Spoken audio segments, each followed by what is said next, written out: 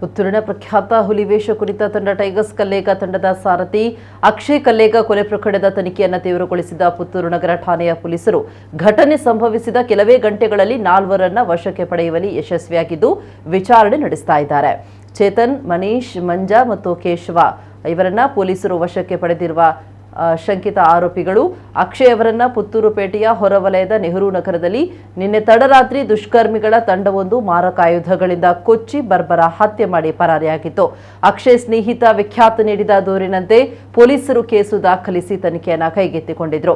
ನಿನ್ನೆ ಸಂಜೆ ಪುತ್ತೂರಿನ ನೆಹರು ನಗರದಲ್ಲಿ ದೂರುದಾರ ವಿಖ್ಯಾತ ಮತ್ತು ಆರೋಪಿ ಚೇತನ್ ಚಲಾಯಿಸ್ತಾ ಇದ್ದ ಬಸ್ಸಿನ ನಡುವೆ ಅಪಘಾತವೊಂದು ಸಂಭವಿಸಿತ್ತು. ಈ ಬಗ್ಗೆ ಗಲಾಟೆ ಕೂಡ ನಡೆದಿತ್ತು. ಬಳಿಕ ಇದೇ ವಿಚಾರದಲ್ಲಿ ಅಕ್ಷಯ್ ಮತ್ತು ಆರೋಪಿಗಳಾದ ಮನೀಶ್, ಚೇತನ್ ಜೊತೆ ಫೋನ್ ಮೂಲಕ ಮಾತಿನ ಚಕಮಕಿ ನಡೆದಿತ್ತು. ಬಳಿಕ ರಾತ್ರಿ ವೇಳೆ ಕಾರಿನಲ್ಲಿ 4 ಆರೋಪಿಗಳು ನೆಹರು ನಗರಕ್ಕೆ ತೆರಳಿದ್ರು. ಆಗ ಅಲ್ಲಿನ ಎಟಿಎಂ ಬಳಿ ಅಕ್ಷಯ್ ಮತ್ತು ವಿಖ್ಯಾತ್ ನಿಂತಿದ್ರು. ಈ ಸಂದರ್ಭ ಆರೋಪಿಗಳು ಮತ್ತೆ ತಕರಾರು ತೆಗೆದು ಜಗಳವನ್ನ ಆರಂಭಿಸಿದ್ರು. ಆರೋಪಿಗಳು ತಂದಿದ್ದ 2 ತಲವಾರುಗಳ ಮೂಲಕ ಅಕ್ಷಯ್ಗೆ ಹಲ್ಲೆ ನಡೆಸಿದ್ರು. ಈ ಸಂದರ್ಭ ವಿಖ್ಯಾತ್ ಓಡಿ ತಪ್ಪಿಸಿಕೊಂಡಿದ್ದ. ಅಕ್ಷಯ್ ಅವರನ್ನ ಅಟ್ಟಾಡಿಸಿ ಕೊಲೆ ಮಾಡಿದ್ರು.